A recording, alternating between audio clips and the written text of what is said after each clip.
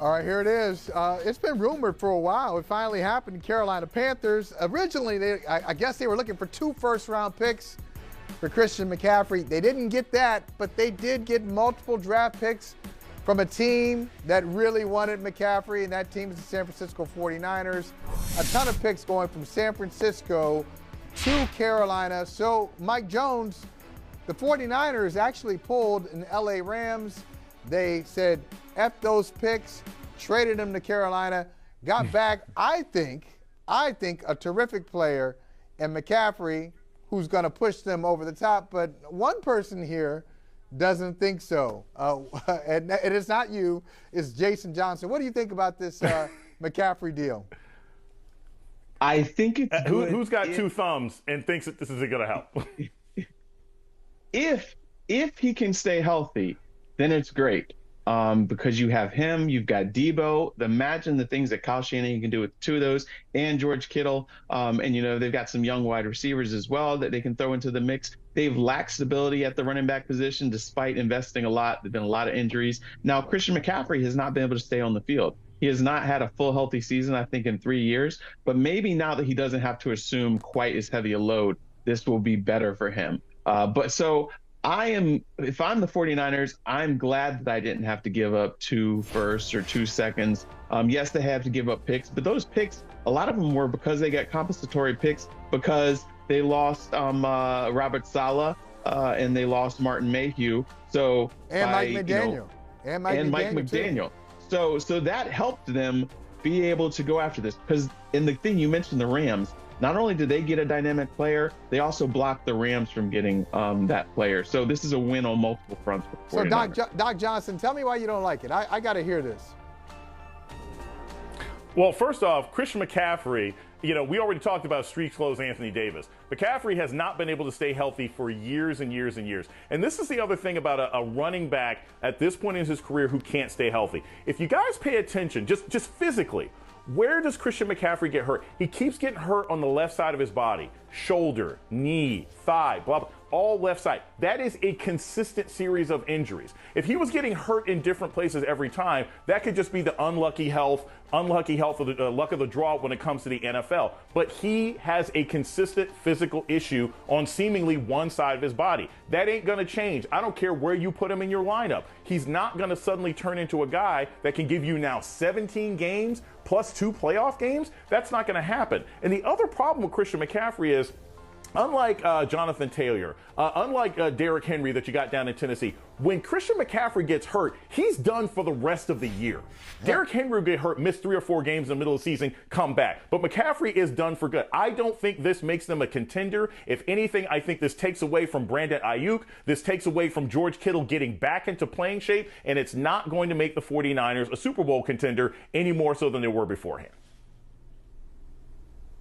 That's interesting. I think you made good points, but I still think that the lighter workload will help him. Also, when you're on a team that's got nothing to play for, those aches last just a little bit longer. Those nicks don't heal quite as quickly. When you got a team that's in the thick of things, then you're like, hey, take me up, Doc. Get me back out there. Yeah, I think the point of having more around him is a great one. It's not like, Carolina really did run him into the ground, especially his first year there. They got Cam Newton, so they did it to both guys, ironically. Did it to Cam as a runner. Hey, keep running. Keep putting your body at risk. And then with McCaffrey as a receiver and as a running back, it's almost as if they pretended like they didn't have other players to kind of take some of the load off. Right. I look at what Shanahan can potentially do with McCaffrey. You don't have to do that. You got Debo. As a matter of fact, Debo's probably happy now. He'll be like, hey, it's a fewer carries for me as a running back because we actually have a running back. Another running back that we can use. I don't have to go between the tackles all the time. I think this is a really, really good move for San Francisco. But I want to ask you about this, Mike, and I want to ask you too, Doc. There's another side of this trade that I don't think is getting enough attention. So Carolina has already traded Robbie Anderson, right? Robbie Anderson to Arizona. They've traded Christian McCaffrey. Who knows? They might trade DJ Moore. I don't know if they'll do that. But they've got an interim coach who's being evaluated while the good players are being traded away. So what are you evaluating? I just say, if I'm Steve Wilks, I'd say, look, okay, I understand we got to do what's best for the organization. But you can't tell me I'm not doing a good job, or you can't judge me on just purely wins and losses when you're taking away my best players, and then you're going to talk about bringing in somebody, a bigger name coach, who you will then give big-time players. So I think when we talk about, interim coaches, this is another layer that doesn't get discussed enough. This is a really tough position for Steve Wilks or any interim coach to be in, where you're clearly just selling off your parts and thinking for the future. You're exactly right. And I was texting with some people around the league about this very thing. And what I heard from a number of guys is it always happens to us. They get the black assistant. Oh, here's your opportunity to show you can be a head coach. Yeah, we'll give you a chance if you do well. And he's not really set up to succeed. And then you wonder why he doesn't get the opportunity. And then it's a stain on his resume that he had this losing record when really he basically had everything stripped away from him and he had no chance to really succeed. So it's not fair for Steve Wilks, but a lot of people felt like, hey, even before they started doing this trade, they felt like he was not put in a good situation because their quarterback situation was a mess. Their defense wasn't playing up to standards. Their offense, outside of Christian McCaffrey, there really wasn't anything consistent. And now that you don't have him and you could be selling off some more, even though they said last week this isn't a fire sale, well, it sure looks like one. Steve Wilks now basically is going to be running out the course of this interim, and then he'll be a defensive coordinator somewhere else next year. Look, if it ain't a fire sale, I don't know why everybody seems to be getting third-degree burns, right? That's pretty much what's happened, and Wilks is going to get burned the worst. He's going to get burned the worst because this is what we always see happen. But here's the thing, guys. Like, that was predictable. I mean, that was predictable. I mean, throughout the history of this league, if not this country, very seldom are African Americans put in a position where we get the best in order to succeed. We usually have to make the best out of bad situations. When did the Texans bring in Lovie Smith? Right? I mean, they got rid of Tony Dungy when he was about to win and gave it to John Gruden. It is usually a situation. Hey, Barack Obama didn't get elected until we were in the worst recession in a generation, right?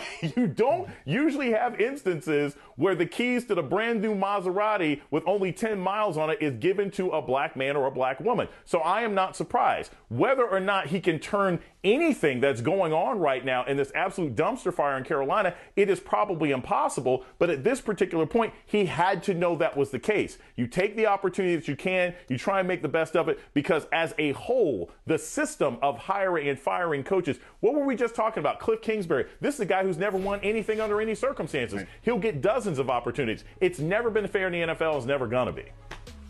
No, you're exactly right. And another guy that I talked to in a front office or an opposing team about his chances, even before the trade, said, I just hope he negotiated a raise for the rest of this season, because that's basically the only thing he's going to get out of this. Yeah, and it's one of those things. You said he'll go back to being the defensive coordinator, Mike. So what he has on his resume now is a one and done in Carolina. A one and done in Arizona. So 3-13, one and done.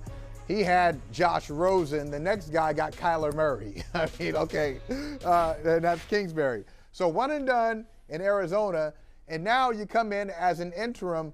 The head coach, Matt Rule, goes into the season knowing we got to get off to a fast start. It doesn't happen. Baker Mayfield out. Sam Darnold not available. So, I mean, you got so many things. And then you trade two of your top players on offense. Yeah, the second week, you get the job. And so he'll never, it's unfortunate, he will never get a fair shake. No one will really do the work and put context to Steve Wilks. Steve Wilks will just be a guy with a record that is going to be abysmal, because I don't see how many, even though they play in a bad division, I don't see a lot of victories there. I don't see a lot of victories come for him. It's too bad. Let me ask you this. Let's switch gears and talk about another rough situation, but this is a rough one on the field, and it is roughing the passer. Mike, you wrote about it. And I just wonder if the NFL, sees it as a real problem because they keep telling you, hey, well, roughing the passer is down this year. And if they do see it as a real problem, are there any real solutions to fixing this thing? No, the NFL doesn't see this as a problem because the NFL doesn't even try to hide it now. They stood up there, Troy Vincent and Rich McKay, and they said, look, the NFL, pro football, is at its best when you have healthy quarterbacks. We are not going to back off of protecting the quarterback. So they don't care that the fans think that the rules are soft. They don't care that the players think that the cards are stacked against the defensive guys. They say, hey, you're just going to have to adjust. You're going to have to live with this because we will not see quarterbacks destroyed and lost for the season and bring down the quality of play because that hurts our product. And putting a good product is what we are about. And they say, no, the game's not softer. It's faster. It's different. It's not softer. It's just different, and it's safer, and it's better. And they said, hey, of the 100 most watched TV shows last year, 91 of them were pro football games. And so we got to keep protecting the quarterbacks, keep putting up all those points that the fans like to see. And so, hey, hands off the quarterback. I got solutions. Y'all. You want to hear a couple of options? I got some proposals here. This is not going to be like. Yes, and I want to respond to those. I got to hear what they are. Yes. All right. Now this is not like Mike Smith's overtime proposal, which is very confusing. and we got citations and annotations and amendments within this original proposal. No. It's very simple. One, make it reviewable. Why not make roughing the passer reviewable from officials who don't go in with a preconceived notion that, no, I don't care if you review it or not, we're going to overturn it. Remember that, Mike, a few years ago, they made pass interference. It's reviewable, but there was collusion among the officials. They were so upset that this was on the table that even when it was clearly interference, you go review it and they say, nah, it's just what we said, call on the field stand. But see, the problem with that, here's the second part of my proposal. The problem with that pass interference years ago is that most officials, here it is, I'm going to say it again, most officials are part-time. They're part-time. They're lawyers and doctors and accountants. And so they feel like they can't be controlled. That's why you got to make officials full-time. You make them full-time employees. You get rid of the part-timers. And the full-time people, they can't just make up their own rules. They have something to lose. Now they actually have a job to lose. Like some of these guys, they're like, okay, you fire me as an official, I'll go back to being the principal of the grade school down the street, or I got my law practice, I'm good. Now, if you have full-time officials, they're accountable, and they will actually improve. How about that? 2 proposals. That will improve roughing the passer. Look, Ollie, I like the idea of it being reviewable. You know, I'm always pro-labor when it comes to sports, so I like the idea of people having stable jobs and stable contracts instead of coming in as sort of mercenary referees one way or another. I'm in agreement with both of those things. But I also think this. I don't know that we're going to be talking about this issue next year. I don't know that I even think that this issue is something that's that big of a deal. Because at the end of the day, what is ground zero for our concerns about roughing the passer? TB12 himself. The great last statue of a pocket quarterback, the great white hope of this league before almost all the quarterbacks are young runners and people of color, right? I disagree, though. I don't think – I think when Tom Brady's gone, we're not going to see this argument as much. No, because they don't call this on Josh Allen because he's huge. The numbers don't back that up. Yeah, it's surprising. I thought the same way you did, Doc, until I saw the numbers. Look, Tom Brady is in the middle of the pack. We're getting roughing the passer penalties called on him. Way up there, like Matt Ryan is Matt Ryan and Josh Allen, and a lot of guys are above Brady. So I know people think this is the Tom Brady rule. They're just trying to protect the golden boy. But the numbers don't back that. The numbers don't support that. Right. You're exactly right. And part of that's the reason because Tom Brady gets rid of the ball in record time. He's got one of the fastest releases in the whole game, him and Aaron Rodgers. So that's part of the reason why. But again, the guys who are holding on to the ball longer are the ones who are being subjected to this. But again, even if you make these officials full time, they are doing what the NFL wants them to do. And the NFL does not want this to be reviewable. Because even if it's reviewed, because one, like you said, the officials aren't going to want to change. And then if it's reviewed by somebody up in New York, it'll still give the impression that it's taking authority away and credibility away from the officials. They don't want to strip those guys of the respect and the authority that they have to be able to officiate games in the eyes of the coaches, the players, and the fans. So that's why they might have a little whisper, hey, ease up just a little bit. But for the most part, they're very happy with, hey, it was 59 roughing the passer calls in 2019. It went down to 54 in 2020. I think it was 48 in 21, and it's been 38 now. So they say, hey, the players are adjusting. That's what they have to do. Now, we're going to see ridiculous calls like we've seen these last two with Grady Jarrett and Chris Jones. But I think that those are going to be the minority of those, even though it's ridiculous that those happen, because those did change the outcomes of games, I believe. Well, it didn't for the Chiefs, but definitely for the Falcons. But for the most part, we're not going to see huge calls like that are going to change the outcome enough for the NFL to want to do something. Because, again, protecting the quarterback, all that matters. All right. Well, we'd be remiss, Mike Jones, before we let you go, we'd be remiss if we didn't talk to you about an owner who reminds me of people I grew up around. Okay, an owner. He's an owner in Washington. This brother right here, of his franchise, they had a 50-50 raffle. They cut a check to the winner, and the check bounced. Okay, the check bounced. Okay, I'm gonna find you. You know what? And I'm gonna jump on you on site. Okay, my check bounced. You wrote me a check, and it bounced. What's wrong with you? Okay, you can't make this stuff up. You can't make it up. And on top of that, the Washington Commanders say, "Oh, our check bounced. It was a bank error." No. Don't you know what blame that bank the error bank. was? It's not the bank. It's you. How many times has your bank made an error? How many times has your bank ever made an error? That only happens in Monopoly. Bank error in your favor. You know, you get $50. Right. You know, that only happens there. It doesn't happen in real life.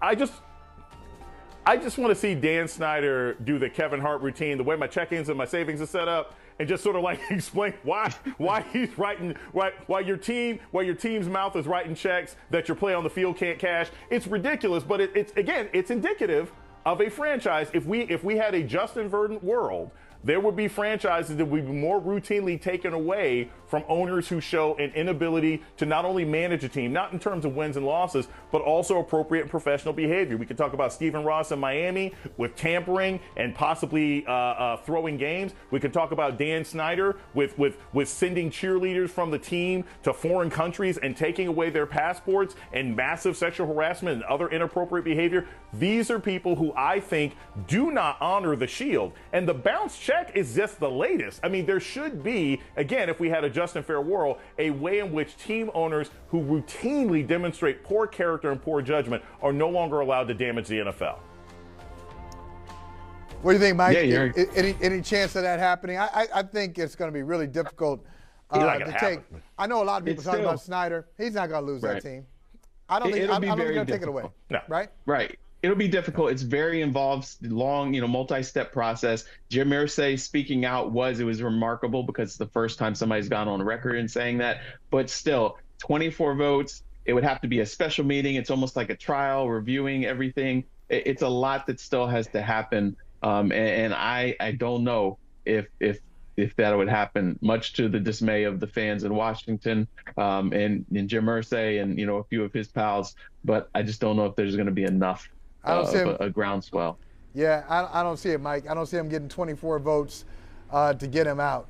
And if it does happen, watch out.